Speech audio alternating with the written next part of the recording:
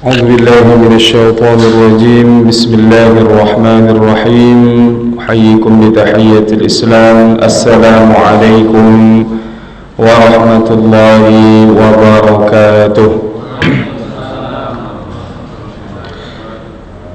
الحمد لله رب العالمين، وبه نستعين على أمور الدنيا والدين، والصلاة والسلام على أشرف الأنبياء والمرسلين سيدنا محمد وعلى آله وصحبه ومن تبعهم بإحسان إلى يوم الدين. أما بعد، رب اشرح لي صدري ويسر لي أمري واحلل عقدة من لساني يفقهوا قولي. اللهم إنا نسألك علما نافعا وعملا متقبلا ورزقا واسعا حلالا طيبا. اللهم إنا نسألك فهم النبيين وحفظ المرسلين وإلهام الملائكة المقربين. اللهم زدنا علما وارزقنا فهما. اللهم فقهنا في الدين وعلمنا التأويل. Ma'asyiral muslimin, Bapak Ibu sidang jamaah salat maghrib Masjid Al-Kautsar yang dirahmati Allah Subhanahu wa taala, yang kami hormati para orang tua kami, cerdik pandai, tokoh masyarakat, pengurus masjid dan seluruh jamaah yang hadir, yang mudah-mudahan insyaallah kita senantiasa mendapatkan curahan rahmat, kasih sayang, hidayah, petunjuk dari Allah Subhanahu wa taala. Amin ya rabbal alamin. Alhamdulillah, sama-sama kita memulai kajian kita dengan bersyukur kepada Allah, yang kita yakini bahwasanya apa yang kita dapatkan kesempatan malam hari ini di malam yang mulia, sama-sama dapat menyempatkan waktu untuk kemudian datang ke masjid yang kita cintai, melaksanakan salat maghrib berjamaah, kemudian melanjutkan dengan majlis ilmu, dan nanti kita sempurnakan dengan salat isya secara berjamaah pula. Mudah-mudahan sesuai dengan nasihat yang pernah kita baca, bahwasannya harakatut ta'ati dalilun 'alal ma'rifah kama anna harakatul jasadi dalilun 'alal hayah. Bahwasannya gerak-gerik kita di dalam ketaatan adalah tanda bahwasannya kita makrifat mengenal Allah Subhanahu wa taala. Karena itulah kenapa kita mau salat, kenapa kita mau duduk di majlis ilmu, kenapa kita mau berinfak, bersedekah. Itu semuanya gerakan dalam ketaatan, adalah tanda kita mengenal Allah, yakin bahwasanya orang yang taat kelak di akhirat mendapatkan kebahagiaan, nikmat yang tiada taranya di dalam surga. Maka seperti juga dengan gerakan tubuh kita ini, gerakan tangan kaki kita ini adalah tanda kita masih hidup. Karena kalau sudah tak bisa bergerak, ya tanda sudah inna lillahi wa inna ilaihi raji'un. Maka tidak lupa kita bersolawat kepada Nabi Muhammad sallallahu alaihi wasallam. Allahumma salli ala sayyidina Muhammad wa ala ali sayyidina Muhammad. Assalamu alayka ya Rasulullah. Mudah-mudahan senantiasa bersolawat kita kepada Nabi Muhammad sallallahu alaihi wasallam, yang dengan solawat itu, satu solawatnya kita mendapatkan 10 balasan, 10 kebaikan, dihapusnya 10 dosa kita, dan 10 derajat kita ditinggikan di sisi Allah Subhanahu wa taala. Bapak Ibu yang dirahmati Allah Subhanahu wa taala, seperti biasa di hari Kamis malam Jumat pekan pertama kita mengadakan kajian kitab akhlak, ya, membaca kitab di antara kitab karangan para ulama, yakni karangan daripada Al-Imam Al-Hafiz Ibnu Hajar Al-Asqalani, yang kemudian mengumpulkan beberapa nasihat yang terdiri dari hadis Nabi, perkataan sahabat, perkataan tabi'in dan orang-orang soleh, yang kemudian dijelaskan oleh Syekh Muhammad Nawawi Al-Bantani Al-Jawi, yang dibuat dalam satu kitab diberi judul Nasaihul Ibad, nasihat-nasihat bagi hamba-hamba Allah Subhanahu wa taala. Malam hari ini melanjutkan nasihat yang ke-9 daripada bab yang kedua, bab yang 33. Qala Jibril alaihi salam. Nasihat yang ke-9 ini berkata Jibril alaihi salam, ya Muhammad, ish ma syi'ta fa innaka mayyitun. Berkata Jibril kepada Nabi kita Nabi Muhammad, hiduplah sesuka hatimu, karena engkau nanti juga akan meninggal. Maknanya bagaimana hidup kita ini, baikkah burukkah, itu semua tergantung kepada diri kita. Kita mau jadi orang baik atau mau jadi orang buruk.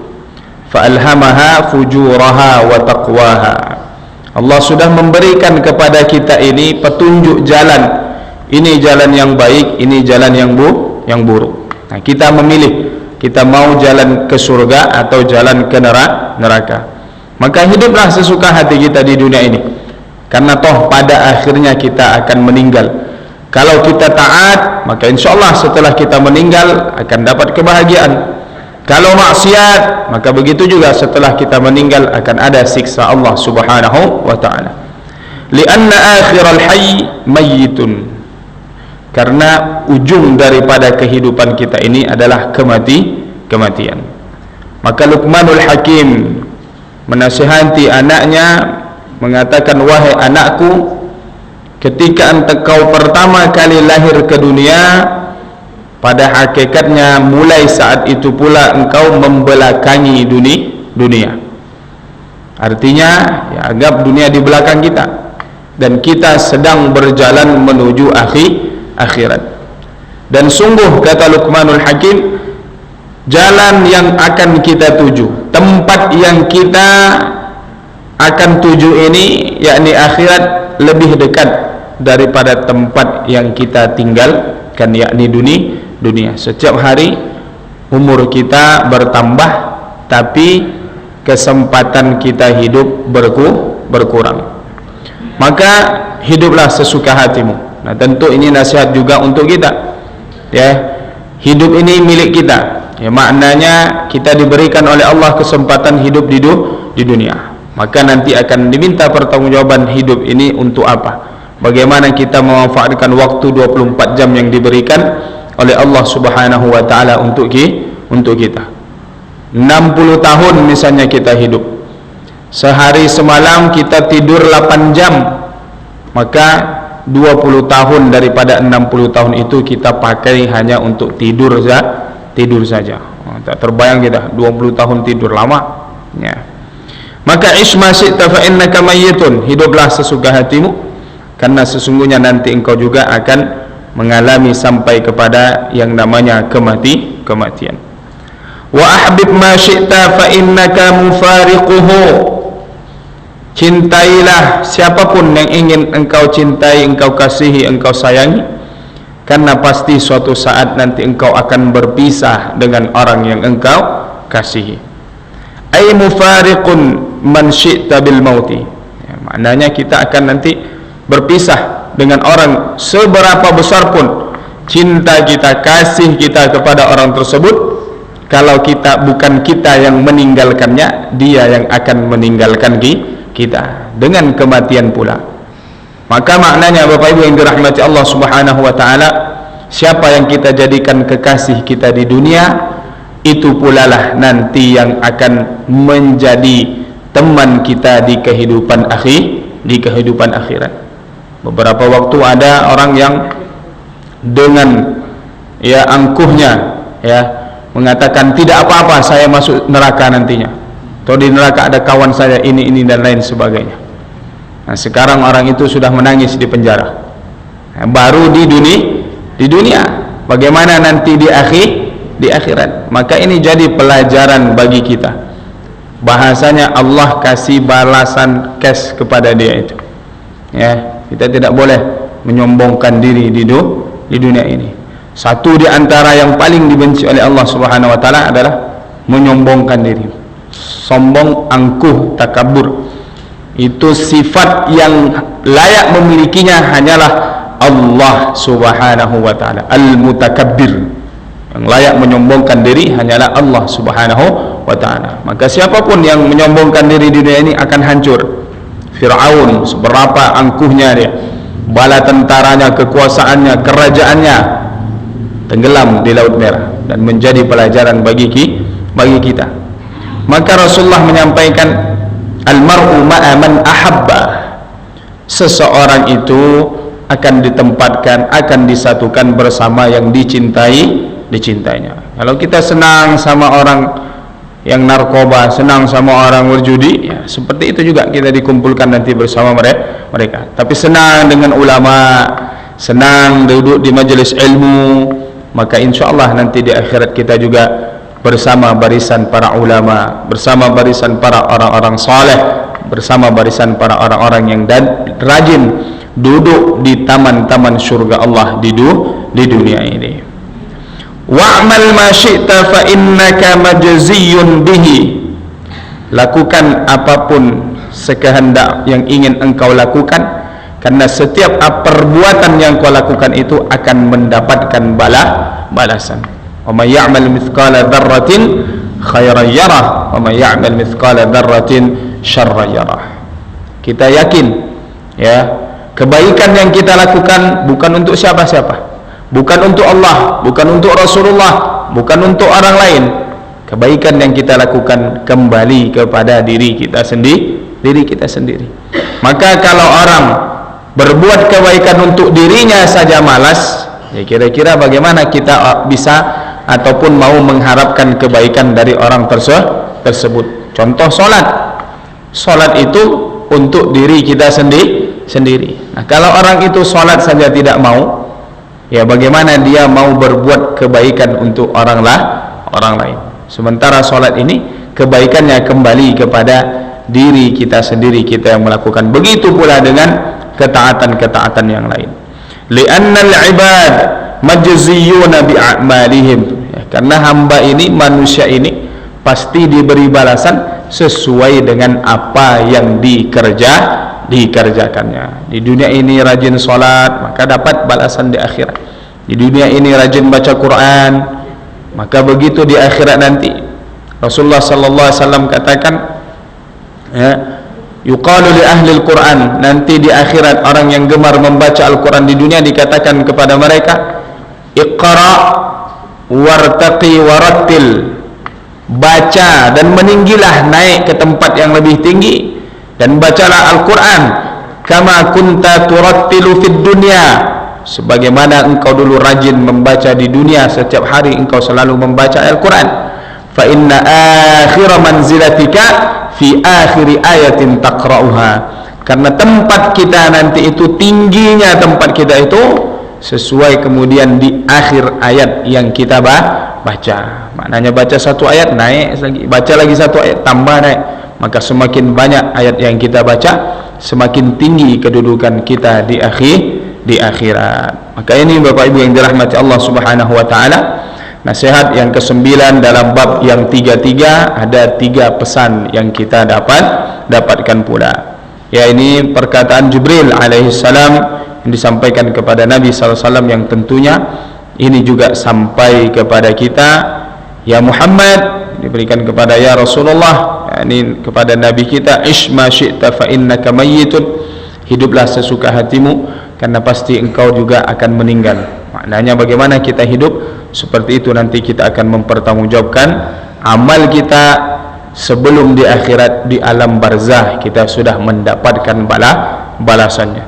Wa habib ma syi'ta fa innaka mufariquh, dan cintai siapapun yang kau kehendaki, yang kau ingin, kau kasihi, sayangi di dunia, karena pasti juga engkau akan berpisah dengannya. Maknanya bagaimana kita mencintai orang-orang soleh, dengan kematian kita berpisah, kita yakin di akhirat pasti akan berjumpa kembali. Karena kita orang-orang beriman, perpisahan dunia bukan perpisahan selamanya. Kita yakin masih ada kehidupan setelah kehidupan dunia ini. Maka Allah Subhanahu wa taala tekankan kepada kita, ya, qu anfusakum wa ahlikum nara, jaga diri kita, jaga keluarga kita dari api neraka Allah Subhanahu wa taala. Karena kehilangan keluarga di dunia sudah membuat kita sedih, menangis luar biasa, kehilangan anak, kehilangan suami, kehilangan istri, kehilangan saudara. Maka jangan sampai kesedihan itu berlanjut di kehidupan akhirat. Ketika kita di surga, saudara kerabat kita di neraka, wal iyyazubillah. Maka kita ingin bersama-sama di dunia, kelak pula bersama-sama di dalam surga Allah Subhanahu wa taala. Dan dalam ungkapan lain dikatakan, cintailah seseorang itu atau sesuatu itu ya seseorang dengan sewajarnya, maknanya jangan terlalu berlebihan. Karena bisa jadi dia menjadi orang yang paling kita benci di suatu saat nanti. Wa abghid baghidaka yawman ma wa abghid baghidaka,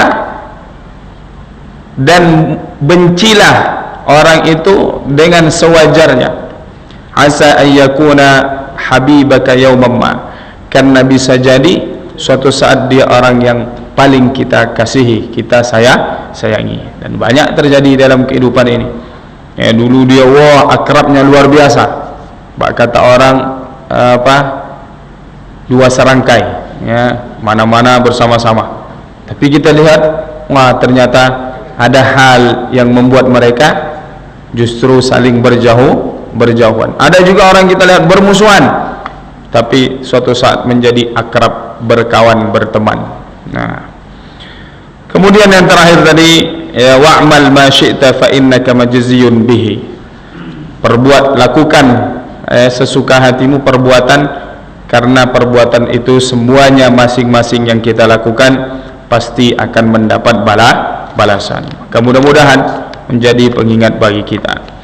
Al-maqalatul ashirah, maqalah ataupun untayan nasihat yang ke-10. Qala an-nabiy sallallahu alaihi wasallam, ini hadis Nabi sallallahu alaihi wasallam, beliau bersabda, thalathatu nafarin yuzilluhumullahu tahta zilli arsyihi yawma la zilla illa zilluh. Ada di antara 3 golongan yang juga akan diberikan naungan oleh Allah di bawah arsy-Nya Allah, di mana hari itu tidak ada naungan kecuali naungan dari Allah di padang mahsyar. Di sini disebutkan ada 3, dalam hadis lain ada 7, ya. Jadi bilangan angka itu 3, 7, ada yang kadang bukan, maknanya tidak terbatas hanya itu, hanya disebutkan saja sebagiannya. Siapa saja di antara 3 ini? Al-mutawaddi'u fil makarih, orang yang akan mendapatkan naungan adalah orang yang kemudian menyempurnakan wuduknya di waktu-waktu yang dia tidak senang menyentuh air, ya. Ada juga ini tentang kita baca sebelumnya, yang bisa menggugurkan dosa kita, ya. Berarti fadilahnya banyak, berarti berwuduk di waktu yang kita tidak senang menyentuh air, ya, waktu dingin, ya, maka termasuk jalan yang ditempuh yang bisa kita mendapatkan, ya, naungan dari Allah Subhanahu wa taala. Mana-mana saja anggota wudu yang kita basuh, yang kita, ya, cuci atau kita usap anggota tubuh kita ini, ya, kita ambil dari awal sunnah dan juga bagian rukun di dalam wudu. Kita mulai wudu kita dengan mencuci kedua tangan kita, ya. Cuci kedua tangan 3 kali, yang telapak tangan kita ini dibersihkan 3 kali, kemudian sambil berdoa dan berta'awudz, ya. Rabbi a'udzubika min hamazatis syayatin wa a'udzubika rabbi ayahdurun, atau a'udzu billahi minasyaitonir rajim. Alhamdulillahilladzi ja'ala al-ma'a tahura. Segala puji Allah yang telah menjadikan air ini menjadi air yang bersih, yang bisa, yang cocok, yang kemudian kita pakai untuk bersuci. Kemudian ambil air, ya, berkumur-kumur 3 kali, membersihkan mulut kita, ya. Bahkan dianjurkan, ya, kita bersiwak, ya. Ada yang menganjurkannya siwaknya sebelum wudu, ya. Boleh kalau tidak pakai siwak ranting itu, bisa dengan sikat gigi, ya, bersihkan mulut kita. Ada juga kalau pakai ranting, dia ketika sedang berkumur-kumur itu dia bersihkan dengan siwak kayu, ranting kayu itu, ya. Di antara doanya, ya, kita minta kepada Allah agar lisan kita ini senantiasa berzikir dan mudah membaca ayat-ayat Allah Subhanahu wa taala. Kita bersihkan 3 kali, bahkan dianjurkan berlebih, ataupun berlebih ini mubalaghah, sampai air itu di awal tenggorokan kita di sini, ya.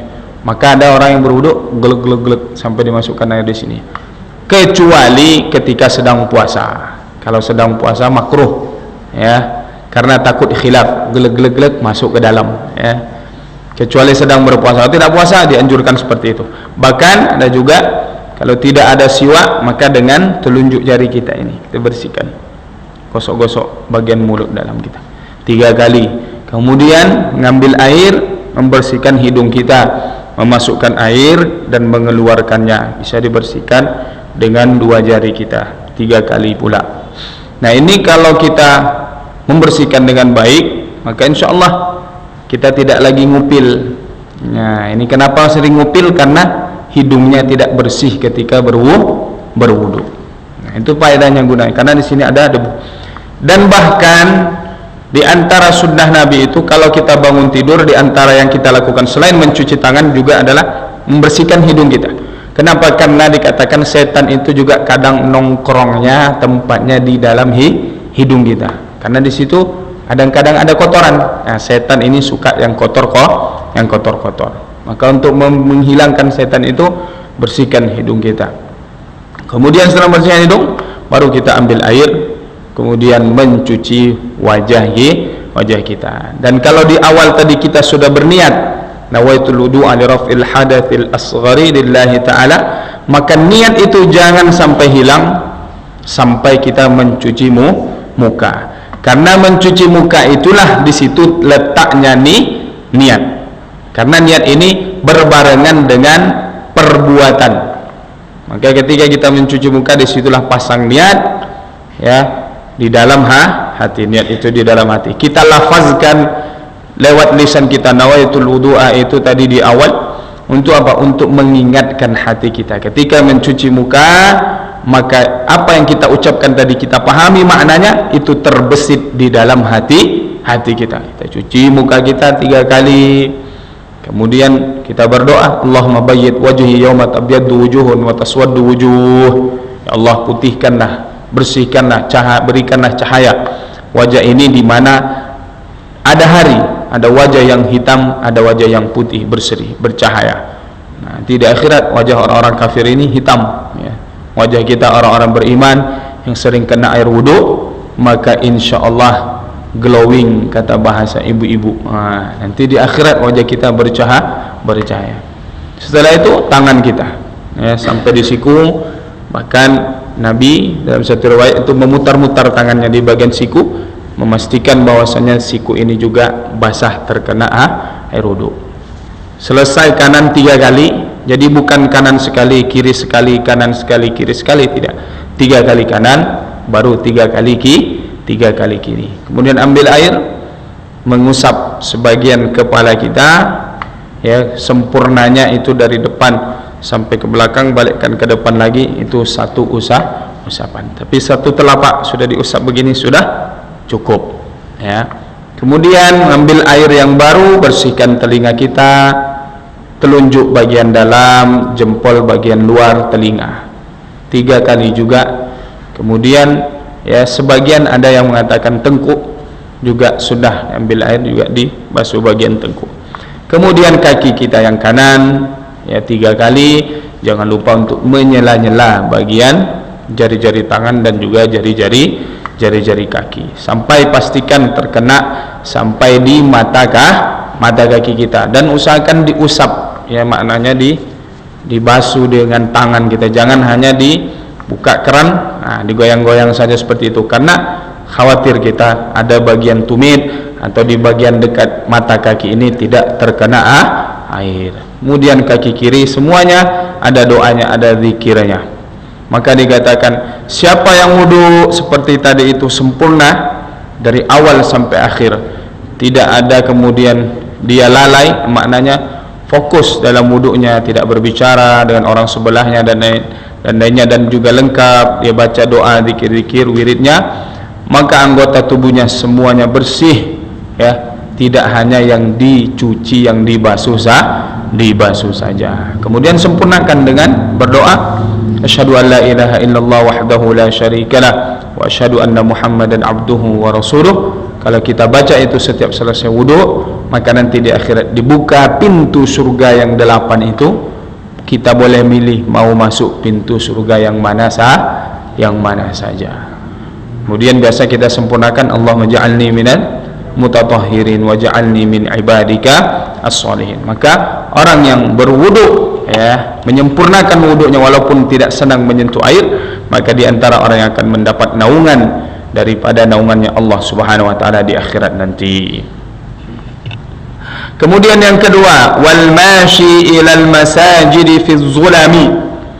Orang yang berjalan ke masjid salat berjamaah terutama di waktu-waktu yang gelap, di waktu subuh, di waktu isya. Anda juga memasukkan waktu maghrib. Kenapa ya? Karena 3 waktu ini biasanya orang, ya, apalagi subuh, apalagi isya. Subuh dan isya itu 2 salat yang orang-orang munafik dulu di zaman Nabi itu berat mereka untuk melaksanakannya. Kenapa orang-orang munafik dulu itu tidak beriman kepada Nabi, hanya menampakkan saja keimanannya.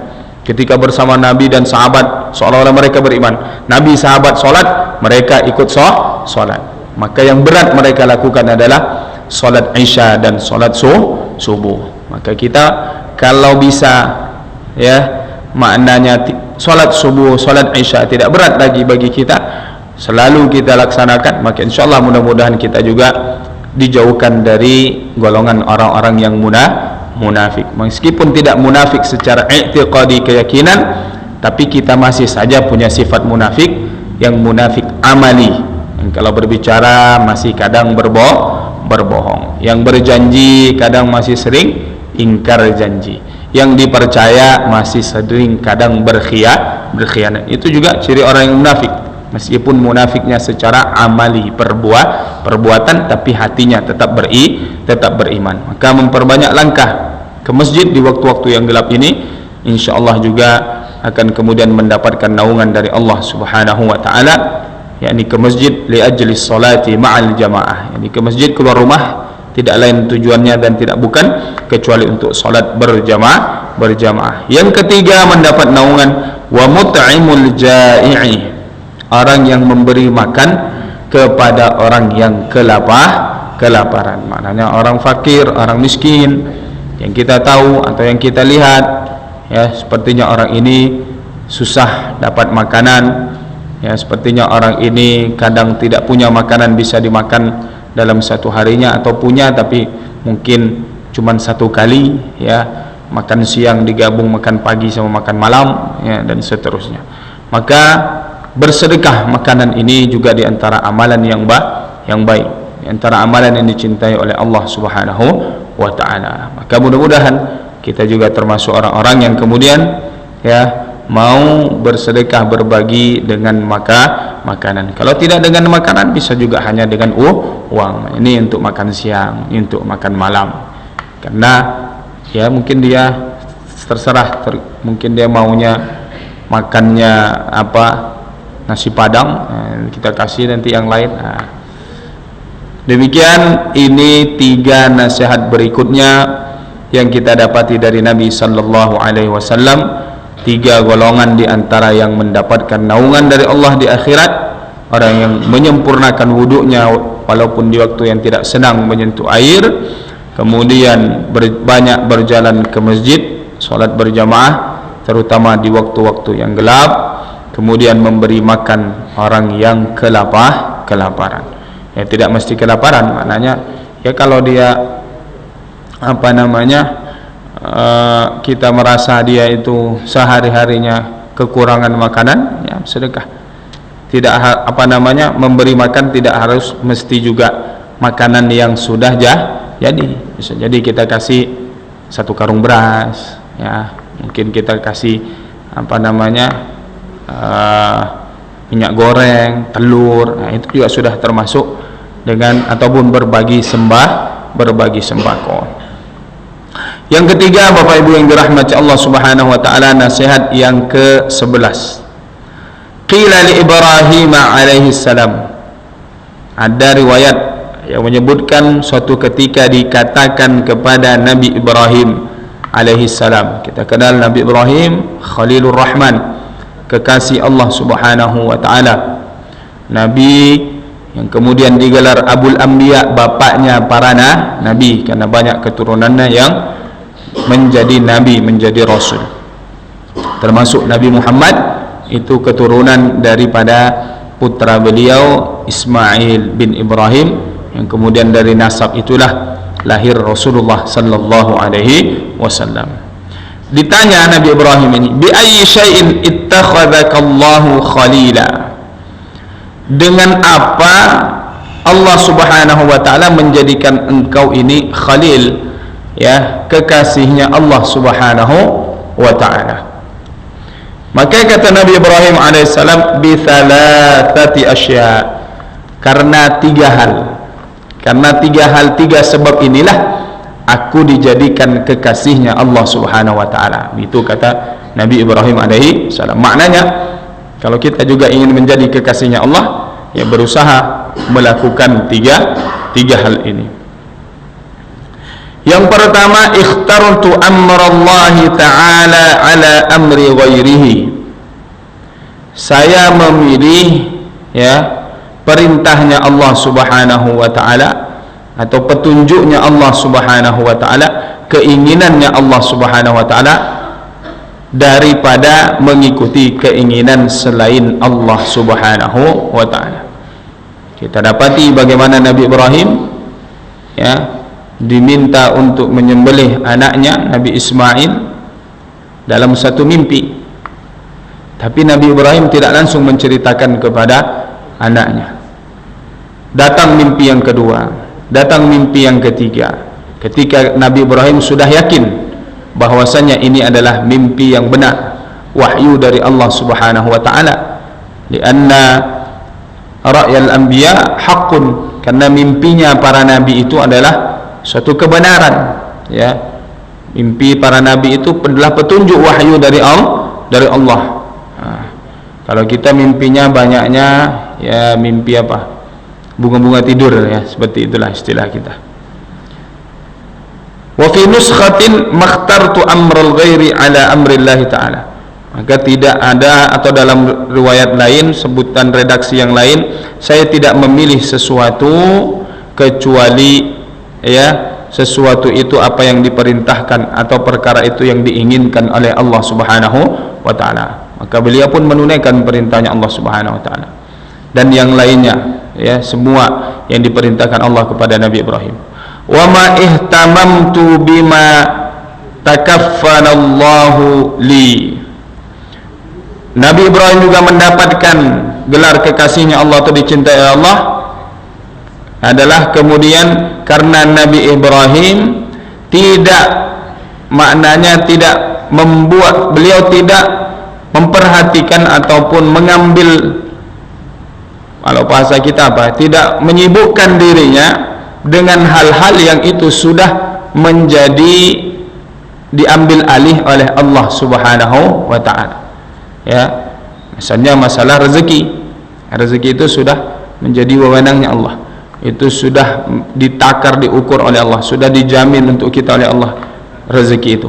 Maka tidak perlu lagi, ya, risau kita dengan masalah rezeki. Itu sudah ada di tangannya Allah. Maka bertawakal, berserah saja kepada Allah Subhanahu wa taala.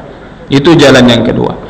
Yang ketiga, wa ma ta'asyaitu ay ma akaltu waqtal masai. Saya tidak makan di waktu sore. Wa ma taghaddaitu ay ma akaltu waqtal ghadati. Juga tidak makan di waktu siang, illa ma'ad dhaifi, kecuali dengan tamu. Jadi Nabi Ibrahim ini, satu di antara sifat beliau, kebiasaan beliau, beliau rajin mengajak orang datang bertamu ke rumahnya dan disuguhi makanan. Maka ketika ada utusan yang datang kepada Nabi Ibrahim, ya, dua malaikat atau berapa malaikat itu datang, dua malaikat ada datang kepada Nabi Ibrahim. Nabi Ibrahim tidak tahu orang ini siapa, orang asing, tapi karena kebiasaannya memuliakan tamu, ya disembelihlah kambing itu, disuguhkan kepada tamunya dalam keadaan yang masih was-was karena tidak tahu ini orang asing siapa, tapi tetap berbuat baik. Disuguhi makanan, tamunya diam saja, tambah khawatir Nabi Ibrahim, ini tamu niatnya baik atau tidak baik ini, kenapa disuguhi makanan tidak makan. Barulah tamu tadi menyampaikan, kami ini tidak makan, kami ini malaikat Allah subhanahu wa ta'ala. Yang itu katanya malaikat yang datang itu adalah untuk menghancurkan kaumnya Lut alaihi salam. Jadi ini kebiasaan Nabi Ibrahim, dia kalau makan malam, ya, bahkan dikatakan keluar dari rumahnya, dia panggil orang lain, ayo ke rumah, datang bertamu ke rumah, diajak orang bertamu ke rumahnya untuk diberikan makanan. Makan malam, makan siang, Nabi Ibrahim tidak makan kecuali mengajak orang lain atau mengajak orang yang datang bertamu ke rumahnya dan memberikan makanan. Ini senang juga kita kalau ada kawan yang seperti ini, ya. Nah, rajin mentraktir kita, sedikit dipanggil ke warung makan dan lain sebagainya. Tapi tentu adalah suatu kebaikan, ini adalah suatu fadilah, dan ini sifatnya Nabi Ibrahim alaihissalam. Jadi Nabi Ibrahim mendapatkan gelar dikasihi oleh Allah karena yang pertama memilih apa yang diperintahkan oleh Allah subhanahu wa ta'ala, memberikan keinginannya Allah daripada keinginan makhluk atau yang lainnya. Kemudian Nabi Ibrahim, sesuatu yang itu sudah menjadi wewenangnya Allah subhanahu wa ta'ala, beliau tidak lagi sibuk dengan urusan tersebut, termasuk masalah rezeki. Bagaimana Nabi Ibrahim disuruh oleh Allah pergi ke tanah Mekah yang tandus, tidak ada kehidupan di sana, membawa putranya Ismail, membawa istrinya Sayyidah Hajar, Siti Hajar, tempat yang tandus. Tapi karena itu perintah Allah, pasti Allah subhanahu wa ta'ala akan memberikan rezeki. Ketika akan pergi balik ke Palestina, ditanya sama istrinya, kenapa kita pergi ke sini, siapa yang menyuruhmu? Maka kata Nabi Ibrahim tidak menjawab. Kemudian kata Siti Hajar, Allahu amaraka bihada, apakah Allah yang menyuruhmu untuk kita datang ke tempat yang tandus ini? Kata Nabi Ibrahim, na'am, iya, Allah yang menyuruhku. Maka kata Siti Hajar, idzan la yudayyuna Allah, kalau seperti itu maka Allah tidak akan menyusahkan kita. Makanya diberikan air Zam-Zam yang mengalir sampai hari kiamat insyaallah. Karena sesuai dengan namanya Zam-Zam, itu artinya mengalir terus, tidak ada putus, tidak ada habisnya. Nah, ini Bapak Ibu yang dirahmati Allah subhanahu wa ta'ala, mudah-mudahan jadi pelajaran bagi kita. Ada waktu lagi? 4 menit, ya, silakan. Siapa tahu ada yang ingin bertanya dari apa yang kita sampaikan, kami persilakan.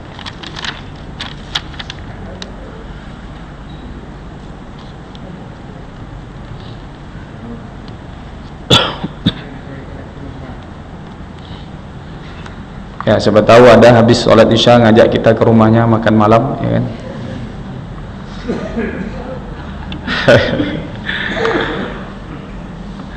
Baik, tidak ada pertanyaan Bapak Ibu yang dirahmati Allah subhanahu wa ta'ala. Baik, kalau tidak ada, ya, ini 3 nasihat, ya, yang juga isinya masing-masing 3, ya, karena memang ini bagian babnya, bab yang 3-3. Tamat bab 3-3 nanti bab 4-4. Saya ada 4 hal ini, ada 4, dan seterusnya 5-5, 6, 7 sampai 10. Baru 3. 4, 5, 6, 7, 8, 9, 10. Masih 7 lagi. Ya. Mudah-mudahan panjang umur kita bisa menyelesaikan bacaan kitab ini insyaallah taala. Belajar itu memang seperti itu, pelan-pelan, dikit-dikit. Karena kalau banyak-banyak nanti, ya, disebutkan 5, yang diingat 2, yang 3-nya entah kemana, ya. Tapi ya begitu, kalau belajar untuk itu memang sabar, ya. Karena orang dulu belajar itu lama, bertahun-tahun, ya. Kita kadang ingin belajar sebentar sudah langsung ingin jadi orang soleh. Tidak, semuanya dengan prosesnya. Maka apa yang bisa kita ambil, bisa kita amalkan sedikit demi sedikit, insyaallah lama-lama menjadi bukit, insyaallah menjadi banyak. Dan begitu juga, ya, kami dulu belajar di pesantren 6 tahun, ya, kadang sudah mau tamat, apa yang kita dapat nih dari kelas 1 sanawiyahnya dulu sampai kelas 3 aliyah. Nah, setelah kita tamat masuk bangku kuliah, baru ilmu itu muncul lagi. Oh, ini dulu kita pelajari, ini dulu kita pelajari. Nah, seperti itu. Insyaallah Yang mudah-mudahan ya, kita senantiasa berada dalam bimbingan, hidayah dan petunjuknya Allah Subhanahu wa taala. Demikian Bapak Ibu yang dirahmati Allah Subhanahu wa taala, wallahu a'lam bissawab. Yang benar datang dari Allah Subhanahu wa taala, yang salah dari kami sendiri. Ihdinas siratal mustaqim. Allahumma ja'alna minal ladzina yastami'una al-qawla fayattabi'una ahsana. Allahumma ya muqallibal qulub, tsabbit qulubana ala dinika wa ala ta'atik. Wa ya muhawwilal ahwal, hawwil ahwalana ila ahsanil hal.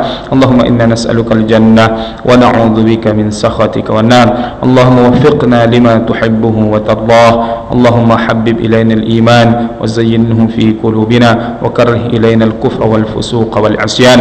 ربنا آتنا في الدنيا حسنة وفي الآخرة حسنة وقنا عذاب النار. وصلى اللهم على سيدنا محمد وعلى آله وصحبه أجمعين والحمد لله رب العالمين. Mohon maaf atas segala kekurangan dan kekhilafan. Wassalamualaikum warahmatullahi wabarakatuh.